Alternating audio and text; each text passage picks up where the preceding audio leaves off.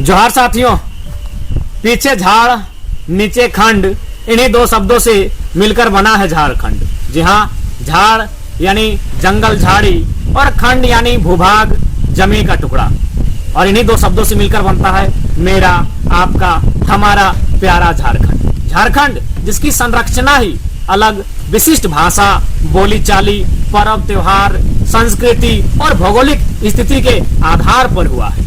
आज की इस वीडियो में हम बात करेंगे झारखंड के एक अति विशिष्ट पर्व करम के विषय। झारखंड के जो मुख्य पर्व होते हैं उनका जो प्रतीक चिन्ह होता है वह प्राकृतिक होता है, वह नेचर से रिलेटेड होता है। जैसे सरहुल के पर्व में सरहुल का फूल प्राकृतिक चिन्ह, जितिया में कतारी की डाली प्राकृतिक चिन्ह, सोहराय में धान की बाली प्राकृतिक चिन्ह। उसी प्रकार करम का जो पर्व होता है इसमें करम की डाली प्राकृतिक चिन्ह के रूप में दर्शाने का कार्य करती है।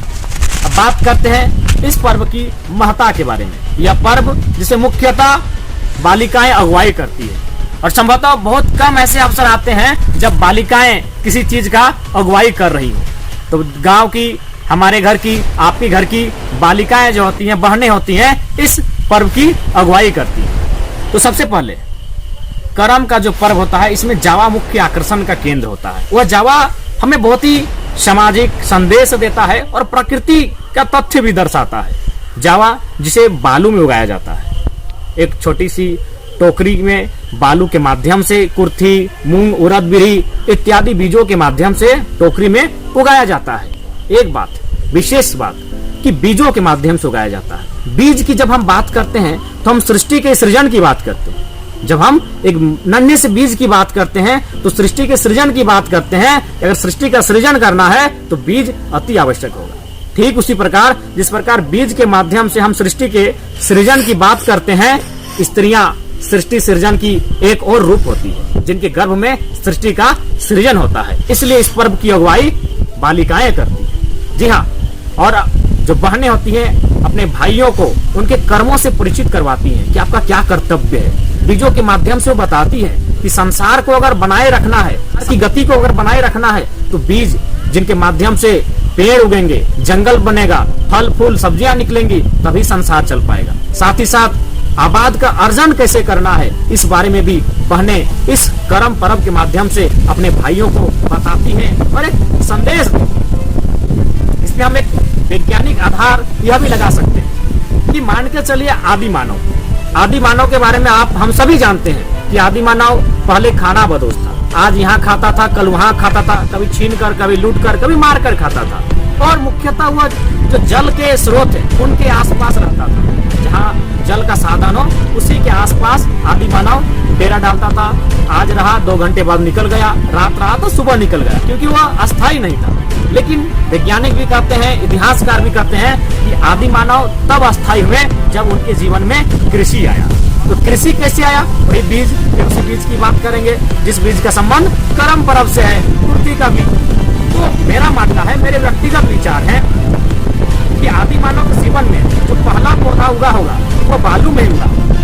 करम पर्व में ध्यान दीजिएगा, हम लोग जो जावा को उगाते हैं वह टोकरी के माध्यम से बालू रखकर बालू में उगाते हैं। तो आदि मानव के जीवन में जो पहला पौधा उगा होगा वो बालू में उगा होगा। क्यों सो बताते हैं, क्योंकि आदि मानव एक जगह में अधिक दिन, अधिक समय तक टिकता नहीं था, यानी उसके पास बहुत कम समय होते थे एक जगह में रहने के लिए। तो बालू जो होता है वो बहुत कम समय में किसी पौधे को उगा देता है। आप देखिएगा मिट्टी की तुलना में जो बालुई मिट्टी होती है या जो बालू होता है उसमें बहुत कम समय में पौधे बढ़ जाते हैं और पौधों का ग्रोथ होता है। तो अनुमान कीजिए कि उस दिन यदि कोई आदि मानव का समूह किसी नदी के किनारे आकर ठहरा होगा और 2 दिन तक वो ठहर गया मान के चलिए, तीसरा दिन अचानक उसे उस बालू के आसपास या बालू के ऊपर से बीज उगता हुआ नया पौधा दिखा। यूं तो उसके जीवन में उस समय तक लाखों पौधे थे, लेकिन उसके आंखों के सामने उगने का काम उन्होंने नहीं किया था।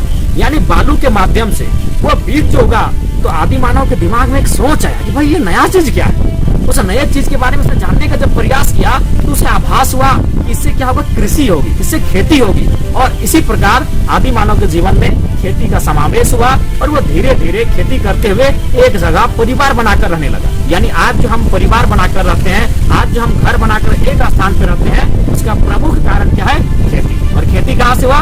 बीज से। और वही बीज कर्म ब्रह्म का एक प्रतीक चिन्ह होता है कि बीज के माध्यम से ही जावा को बालू में उठाया जाता है। तो जावा और बालू और बीज जब मिलते हैं और जावा को जो निर्माण होता है, यह केवल परब के दृष्टिकोण से मत देखिए, इसमें वैज्ञानिक दृष्टिकोण दिख रहा है। ये आदि मानव, क्योंकि उनके पास समय नहीं रहता था, मिट्टी में पौधा उगाते उगाते फिर दूसरे जगह निकल जाएंगे, तो अचानक उनके जीवन में जो पहला पौधा आया होगा वो बालू में ही आया होगा और उनके आंखों के सामने। यूं तो लाखों पेड़ थे उनके सामने, लेकिन उनके जीवन में उनके सामने जो पौधा उगा होगा वो बालू में उगा होगा, कोई बीज पड़ा होगा। तब उन्हें लगा कि भाई नया पौधा उग सकता है जिसे खाया जा सकता है, खेती की जा सकती है।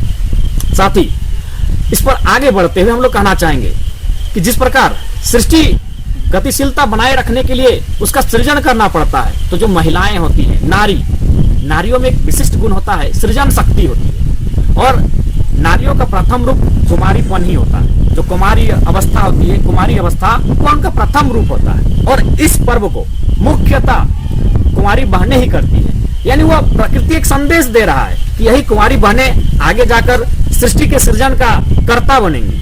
और इन्हें आज से ही इस पर्व के माध्यम से यह संदेश जा रहा है कि इन्हें आज से ही परिपक्व होना पड़ेगा कि सृष्टि के जो सृजन की जिम्मेवारी है, सृष्टि के सृजन की जो जिम्मेवारी है वो आपके कंधों पर है। विशेष बात ध्यान रखिएगा, इसी महीने के आसपास झारखंड और भारत की प्रमुख फसल धान में गर्भधारण होता है। उसके जो पौधों में नए जो धान की बाली होती है उसमें बीज का आना प्रारंभ, पल्लवित होना प्रारंभ होता है, यानी वो गर्भधारण करता है। साथ ही साथ जो दलहन होती है, दाल, उसमें भी इसी मौसम में गर्भधारण होने का कार्य होता है। क्योंकि सृष्टि की अगर गति को बना के रखना है तो धान में गर्भधारण करना, दालों में गर्भधारण करना यानी अति आवश्यक कार्य है। तो उसी प्रकार पुनः प्रकृति द्वारा एक संदेश है कि जो बालिकाएं आज इस पर्व का नेतृत्व कर रही हैं, वह एक दिन समाज की अगुवाई करेंगी और सृष्टि की जो सृजनकर्ता बनेंगी, उसके लिए उन्हें गर्भधारण करना होगा। इसी महीने खेत में धान की बाली गर्भधारण करती है और जो बालाएं, जो बहनें इसका नेतृत्व करती हैं, उन्हें सृष्टि में आगे जाकर सृष्टि की संरचना के लिए स्वयं गर्भधारण करना होगा। तो ये चीजें हम प्रकृति से मिलाकर देख सकते हैं कि यह जो मौसम होता है वो गर्भधारण का मौसम होता है। किनका? प्राकृतिक चीजों का। जैसे धान, अगर धान नहीं होगा, खेती नहीं होगी, कृषि नहीं होगी, तो संभवतः संसार नहीं होगा। ठीक उसी प्रकार स्त्री नहीं होगी, उसके गर्भ में शिशु का उदय नहीं होगा, तो संसार नहीं चलेगा। और एक बात, कर्म, अंग्रेजी में वर्क, हिंदी में कर्म और कुड़माली भाषा में कर्म कहते हैं। कर्म का तात्पर्य है हमारे कर्तव्यों से, हमारे दायित्वों से। हमारे पूर्वज कहते थे कि प्राचीन समय में जो कर्म है उसे 3 भागों में बांटा गया था, उच्चतम, मध्यम, निम्नतम। जिसमें कहा गया उच्चतम जो कर्म होता है वो कृषि होता है, मध्यम जो होता है वो व्यापार होता है, और जो नौकरी हम जिसे आज कहते हैं, आज जिसके लिए भागम भाग है, उसे निम्न स्तर पर रखा गया है। हालांकि आज माहौल बदला है, लेकिन एक समय फिर आएगा जब कृषि की महत्ता बढ़ेगी। तो हमारे पूर्वज, उनका मानना था कि कृषि श्रेष्ठ कर्म होता है और कृषि के नियमों के अनुसार इंसान को, मनुष्य को अपना जीवन यापन करना पड़ता है। तो ठीक उसी प्रकार हमें अपने कर्म, कृषि के प्रति यह पर्व संदेश देता है और हमें उसके अनुसरण करते हुए आगे बढ़ने का भी संदेश देता है।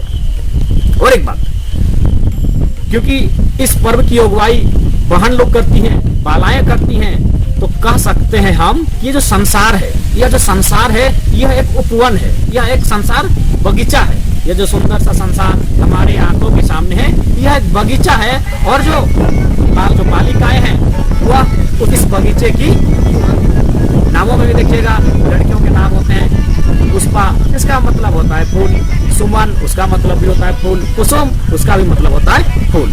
तो ऐसा हमारे पुरखे कहते हैं कि ये संसार जो एक सुंदर सा बगीचा है, और इस बगीचे को और सुंदर बनाने के लिए जो आवश्यक होती है वो फूल होती है। और हमारी जो बहनें हैं, कुमारी बहनें, वो उस बगीचे की फूल होती है। इसलिए इस पर्व की नेतृत्व जो है, अगुवाई जो है, बालिकाएं करती है। इसमें एक विशेष बात, अनुशासन।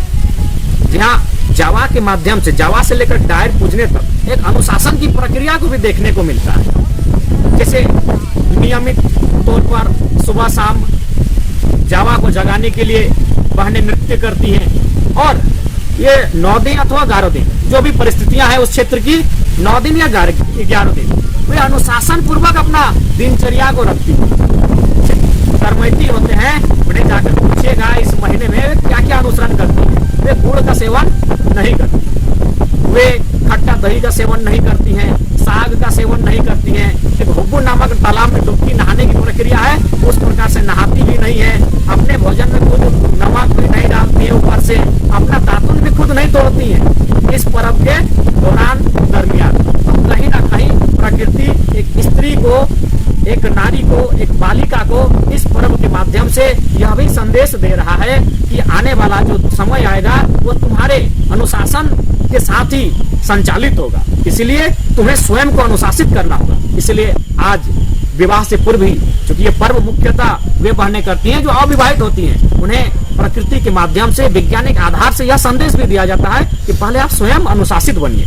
तो ठीक इसमें इसी प्रकार 11 विधि विधान नियम है जिनका अनुपालन करते हुए, जिनका अनुसरण करते हुए अनुशासन पूर्वक, शिष्टाचार पूर्वक बहनें इस पर्व को आगे बढ़ाती हैं और जावा बुनने से लेकर, जावा उगाने से लेकर वह करम डायर पूजने तक जाती है। तो इस पर्व की बहुत ही महत्ता है। इसके पीछे एक ऐतिहासिक तथ्य भी है। मैंने वैज्ञानिक और प्राकृतिक तथ्य रखे, अब थोड़ा सा ऐतिहासिक तथ्य आपको बताता हूँ। ऐतिहासिक तथ्य है, झारखंड के क्षेत्रों में प्रचलित कथा है कि कर्मा और धर्मा नामक 2 भाई हुआ करते थे।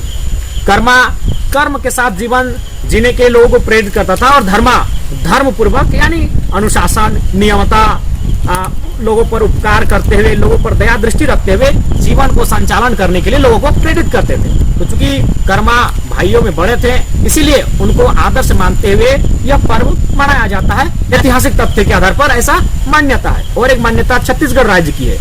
एक राजा थे आदिम काल में, वे बहुत ही मुसीबत में फंस गए। एक दिन वे तब किसी ने उन्हें सलाह दी कि आप कर्मशेनी देवी की पूजा अर्चना करें ताकि आप मुसीबत से, विपत्ति से बाहर आ सके।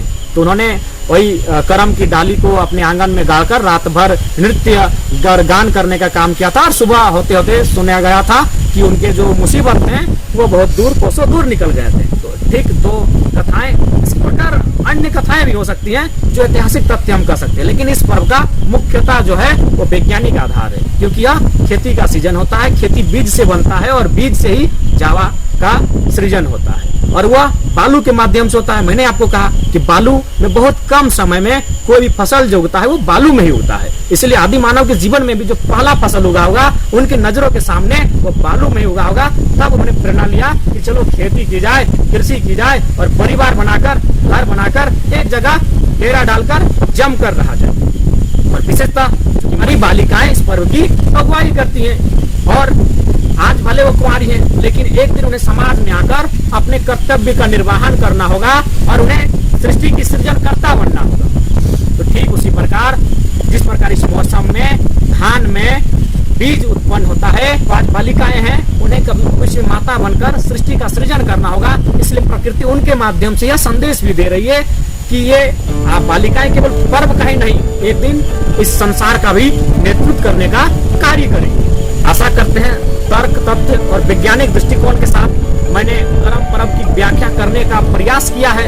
आपको वीडियो अगर अच्छा लगे तो जो भी होता है लाइक, शेयर, सब्सक्राइब कर दीजिएगा। और पुनः कहेंगे जोहार झारखंड, जय झारखंड, कि मेरी पहचान माटी राड़ से है, मेरी पहचान पारसनाथ पहाड़ से है।